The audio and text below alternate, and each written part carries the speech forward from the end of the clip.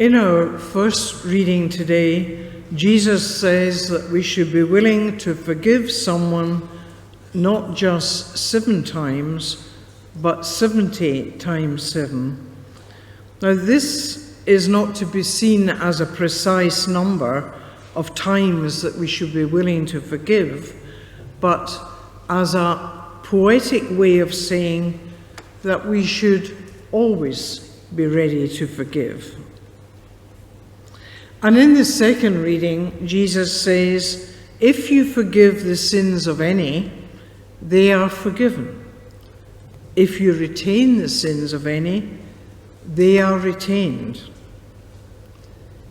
Now, in the past, I tended to think that this was probably a late first century statement undergirding the authority of the apostles and the institutional church, which was taking form at that time. But I now see this statement differently. And what I understand Jesus means here is that when we are truly willing to see people in their God-infused beauty and possibility, we release them and we free them from the things which keep them disconnected from God.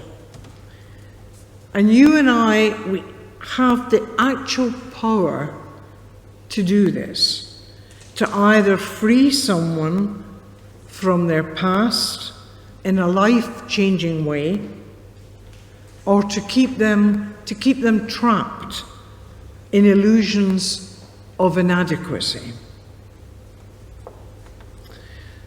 You know, when we allow prejudice and self-right to prevail, tragedy can occur. Some of you may recall the name and the music of Martin Gaye. He was a Grammy Award winner, and his life ended in tragedy in April 1983. He was shot to death by his own father. And Gaye's close friend David Ritz wrote Gaye's biography a year later. He called it Divided Soul. Martin Gaye was indeed a divided soul. He was part artist and part entertainer, part sinner, part saint, part macho man, and part gentleman. It appears that Gaye's childhood was tormented by cruelty inflicted upon him by his father.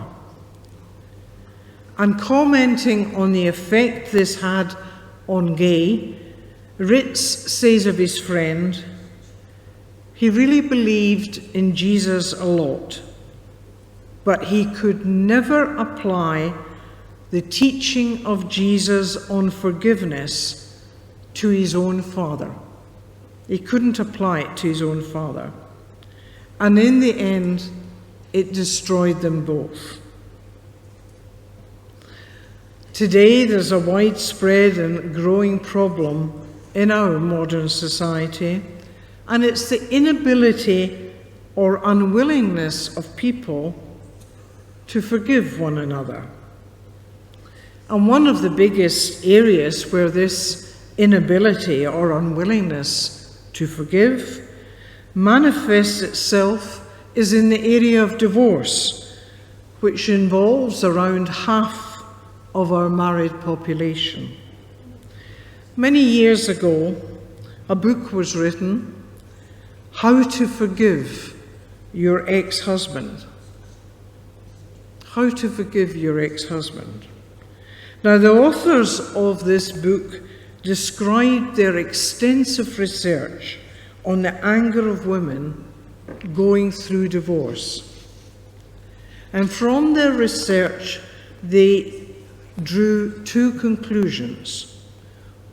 One, an appalling amount of energy and money is wasted by women trying to get even with their ex-husbands.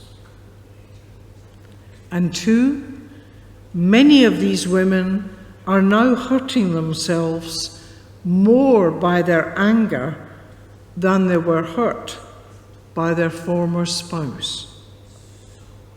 Now, explaining the reasons for writing the book, the author says, we hope it will help. We hope it will help women get rid of the anger which is so destructive and get on with their lives. The point is that when we hold a grudge, refuse to forgive, or seek revenge, we hurt ourselves. We hurt ourselves as much as we hurt our enemy. And to put it in a dramatic and vivid way, the sword we use to hurt our enemy must first pass through our own body.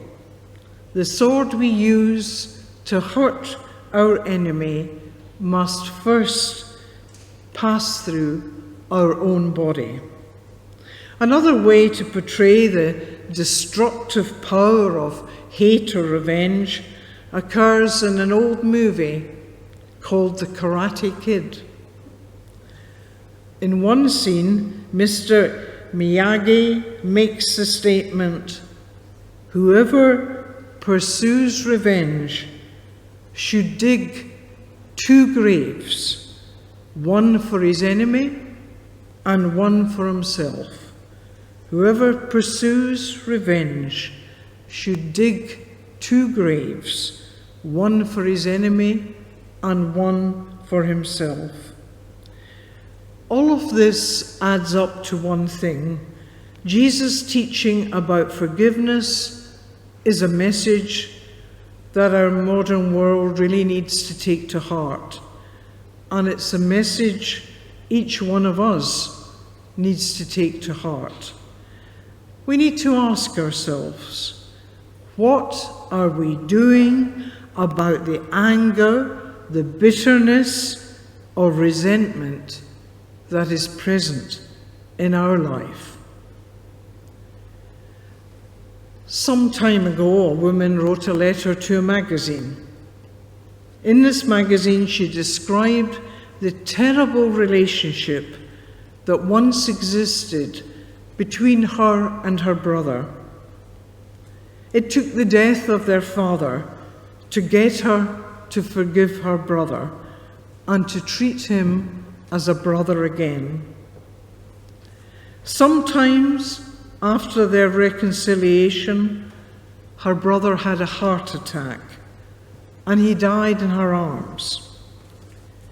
She ends her letter with this moving paragraph: "I'm grateful for the years we spent together, but I could scream when I think of all the years we missed because we were too stubborn and short-sighted to get along. Now he is gone, and I am heartsick." I'd like to share with you a story by a person, a true story. Some of you may have heard the name before. It's Corrie ten Boom. She was the author of The Hiding Place.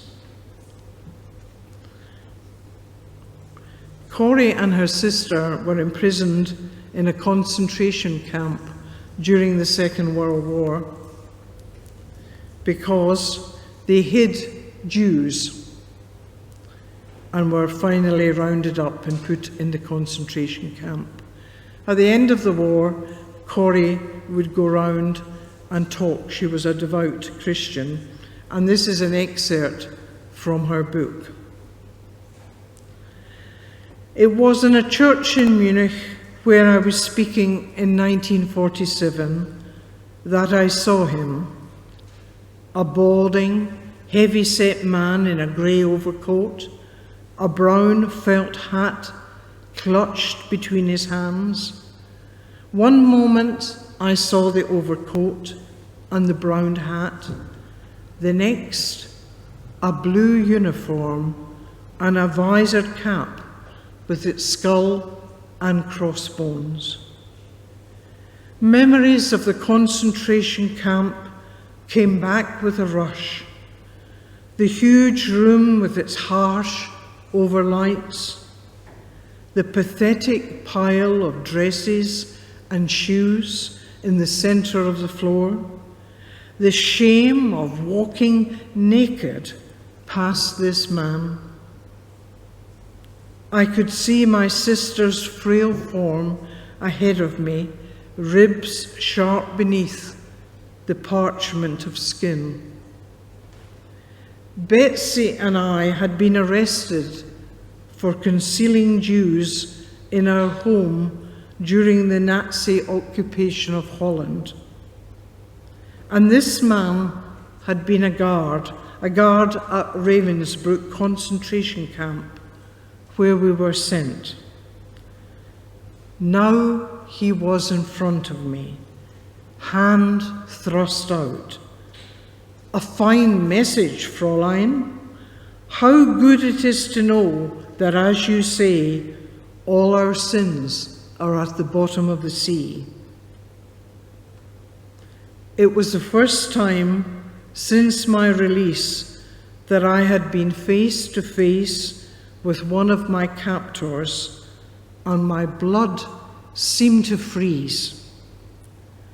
You mentioned Ravensbrück in your talk, he was saying. I was a guard there. But since that time, he went on, I have become a Christian. I know that God has forgiven me for the cruel things that I did there, but I would like to hear it from your lips as well. Fräulein, again the hand came out. Will you forgive me? And I stood there and could not. My sister Betsy had died in that place. Could he erase her slow, terrible death simply for the asking? It could not have been many seconds that he stood there, hand held out, but to me it seemed like hours, as I wrestled with the most difficult thing I had ever to do. For I had to do it. I had to do it, I knew that. Still, I stood there, coldness clutching at my heart, but forgiveness is an act of the will, and the will can function regardless of the temperature of the heart. Jesus, help me, I prayed silently. I can lift my hand. I can do that much. You supply the feeling. And so woodenly, mechanically, I thrust my hand into the one stretched out to me. And as I did, an incredible thing took place. The current started in my shoulder, raced down my arm, and sprang into our joined hands. And then this healing warmth seemed to flood my whole being, bringing tears to my eyes. I forgive you, brother, I cried, with all my heart. For a long moment, we grasped each other's hands, the former guard and former prisoner.